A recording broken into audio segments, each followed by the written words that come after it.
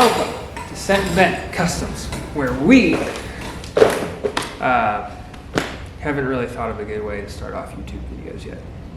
That's okay, because today we're working on my 1975 Mustang 2 that was built in none other than the country of Mexico, which is a very good place to go do burnouts. You know what I'm saying? I got this car at Marketplace for $2,000 last weekend. Now, I had to drive 4 hours into the mountains of Tennessee to get the car, but it's a steal for a car like this. Fortunately, this car has not ran in 20 years. The plate on the back says the last time it was registered was 2006, which is a full 20 years ago. And the owner told me that it had issues even before then. Now today we could address things like the motor being locked up. We could address the rear end, the U-bolts being snapped, the rust.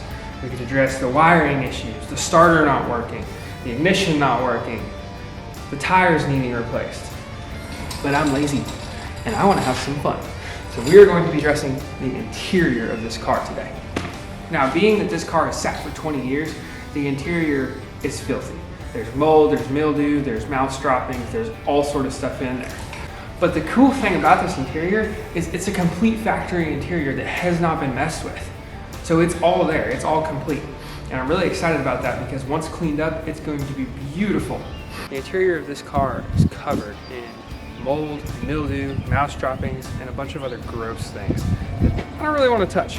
So I've got gloves, and I've also got a respirator because I have a severe mold allergy and I really don't do well breathing it in. So I just want to protect from that. So I'm going to get suited up in this redneck hazmat suit, and we are going to get into a time lapse of me disassembling the interior of the car. But before that, I'm going to roll a quick cut of this actual car because you guys haven't even seen this thing yet.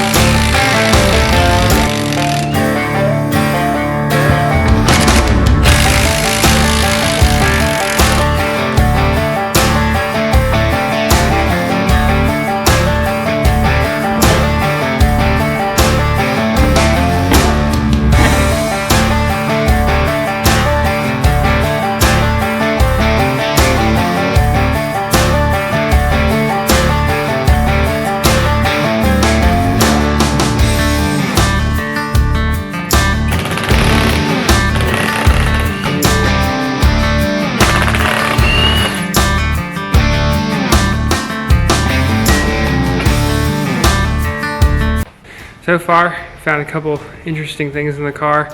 Found one of these old wrist exercise things. I don't really know what that is. Found this Coca-Cola thing. It's just an old Coca-Cola magnet, maybe. Found a penny from 1969. Found this piece of paper. Some old registration has been eaten through by mice. The coolest part, which I might go ahead and put this on the front of the car because it just fits it and the car lived its whole life in Tennessee, is this really, really cool old Tennessee plate from the year 2000. But it kind of matches the color of the car. If you look at it next to the car, I think it'll go really well on the front, so I'm going to put that on there and kind of preserve some of the history of this car. A little bit of brake clean on a rag. Give it a quick little wipe down, nothing crazy, but I think that this just really ties in with the car well. I've always liked putting front plates on cars that add some history or go with the theme of the car really well, and this one was free. So let me know what you guys think of it in the comments.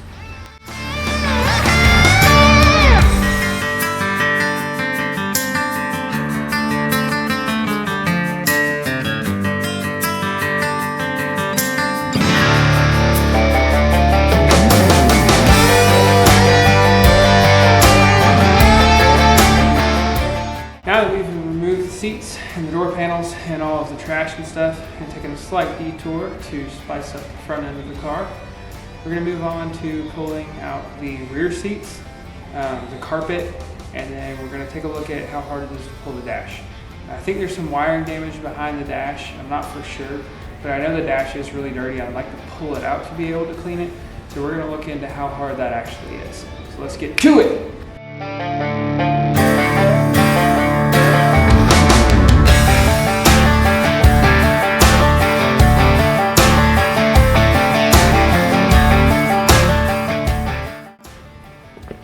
So we ended up getting the back seat out, except for that back panel. Haven't figured out quite how that comes out yet. I think you have to go up underneath and get 2 bolts out, and it's rusty, and I don't feel like doing it. I'm gonna do it, but I'm still not sure quite how. So we got the base of the back seat out, we got the carpet out, and then we got 2 little panels, the speaker panels under the dash out. The floor looks solid. I haven't seen a single rust hole in the entire floor, and I looked at the car underneath. I can't see any rust holes there either. The floors seem real sturdy, which is a huge relief because these Mustangs are known for having rusted out floor panels. Now, the interior does need a lot of work, and we're going to get to some of that, but looking at the dash, I feel like we need to pull the dash. If you open the glove box, you can see a lot of junk back in there. I don't want to leave all that dirt. Leaves, nuts, whatever. There might be mice nests, all sort of stuff back in there. So I don't want to leave that stuff in there, so we're gonna go ahead and see about getting the dash out.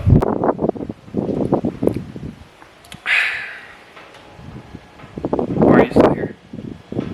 Go. Get to work!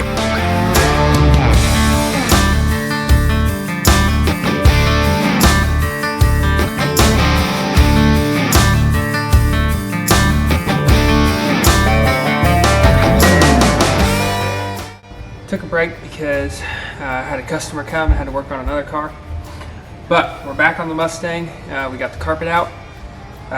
Made a little bit of progress on the dash. Got some of the dashboard disassembled. Kind of struggling getting it out though because I can't find any videos anywhere that tell how to take this apart. And there's a lot of hidden screws and stuff, and I'm being very, very careful because I don't want to crack this dash because you can't get replacements for these. So yeah, we're still making progress on that, but I guess we'll just get back to it.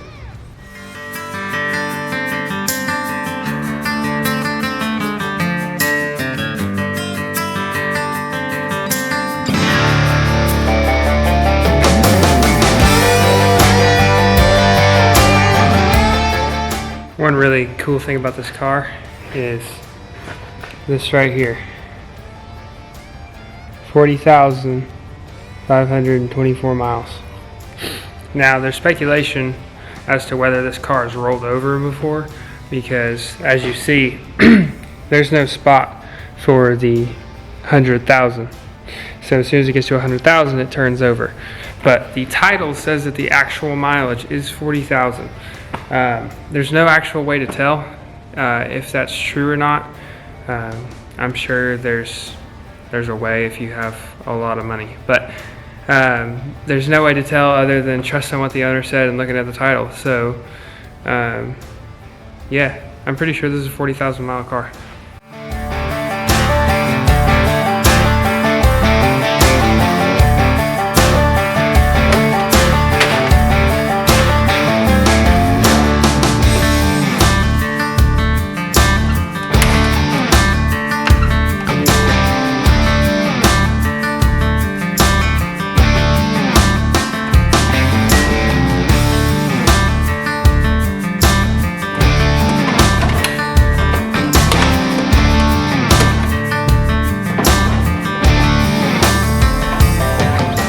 We got the dash out. It was quite a struggle, I'll be honest. There's a lot of parts and pieces that don't come out easy, and they don't make it easy for you to get to. It is what it is. I did crack the dash in 2 places, but it was already cracked in a bunch of places, so it's not like it was a perfect dash that we messed up. It was already broken. It already had cracks in it. I think it's still usable. I can reinforce it in a lot of places where you can't see, and I think it'll still go in the car fine, and we can use it. It's just not perfect. But it's a 20-year-old, well, no, 5. It's an old car. It has not ran in 20 years. So anyway, we got the dash out. There's still stuff like this, like the radio and some other things, the speaker here, the heater core, all that. It looks like a mouse. Anyway, we have to get that stuff out, figure out what some of this stuff is, and if we need it. What is that? I get distracted easily. I'm supposed to be talking to you guys. So yeah, we're gonna finish tidying up this dash area, and then I think we're gonna move on to getting the rear seat and the rear side panels, whatever these are called, out. I don't think I'm taking the headliner out. No, I don't think I'm taking it out. It looks really good. So that'll stay in. Once we get that out, that's pretty much it for getting the interior. And then that's probably going to be it for today's video. It's already getting dark outside, as you can see, and I still don't have electricity in the shop, which sucks, but hopefully it'll be coming soon. So let's finish getting this up. We may get the rear seat out tonight, no promises though, because I am lazy.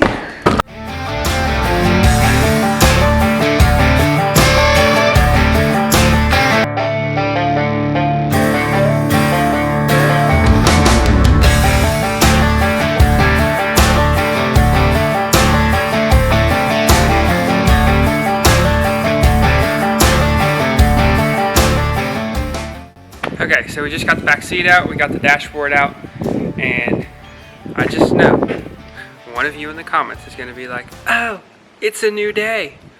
Yeah, Captain Genius, it is. I'm back.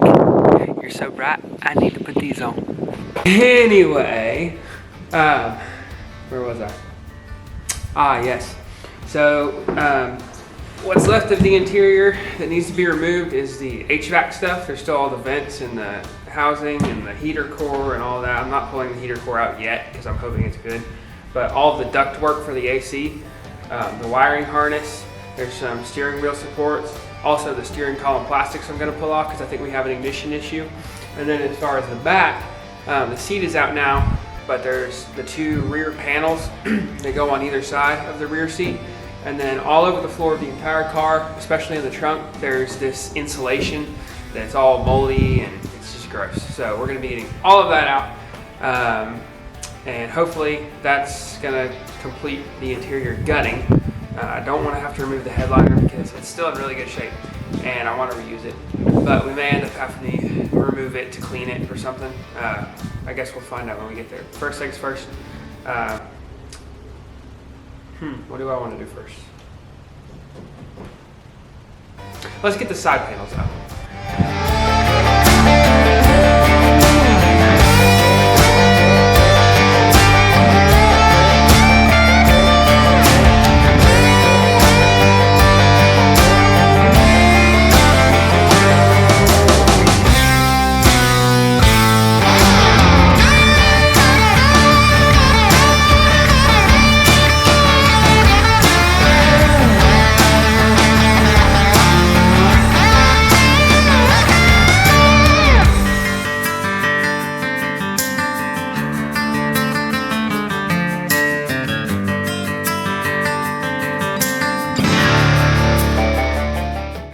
Is out, so all we've got left to do is pull the wiring harness, and then there's a little bit of duct work on this side.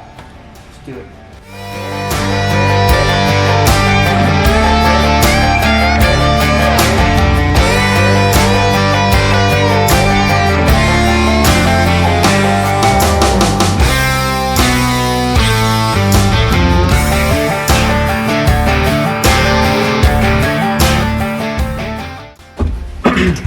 There it is. whole wiring harness for the inside. One thing I might do on the restoration is find a different place for the fuse box. This is the factory fuse box here.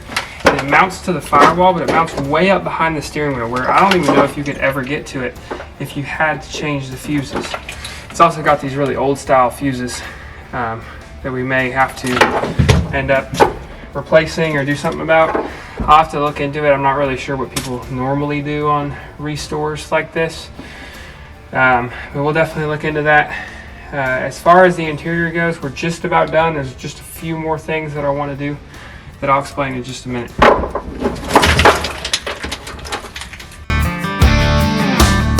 The very last thing that we're going to do today, and really for the interior until we start the reassembly and repair process, is going to be ripping out the rubber soundproofing.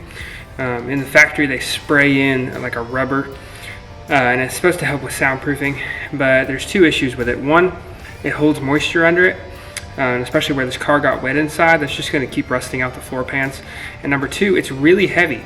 Technology has come a really far way since the 70s when they used to use that for sound deadening. We now have much better products that we can use. So we'll be putting a really good sound deadener, soundproof material in the car, as well as new carpet when we get to that step. But for now, let's go ahead and get this rubber stuff out. Well guys, that's going to be a wrap for this video.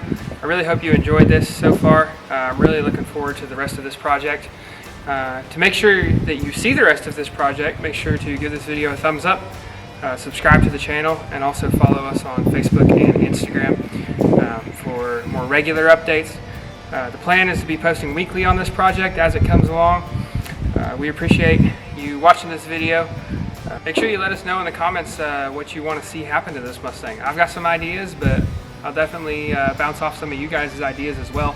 As far as the video content, we're pretty new at making YouTube videos, so leave critiques, anything that we could do better, or things that you would like to see as far as the quality of the video goes. More time lapses, less time lapses, more talking. Just let us know what you think in the comments. It really helps us out, guys. That's it for today, so until next time, keep sending and bending.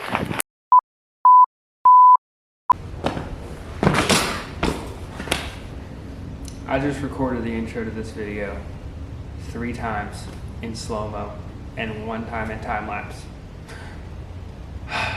So 5th time's the charm, or whatever they say.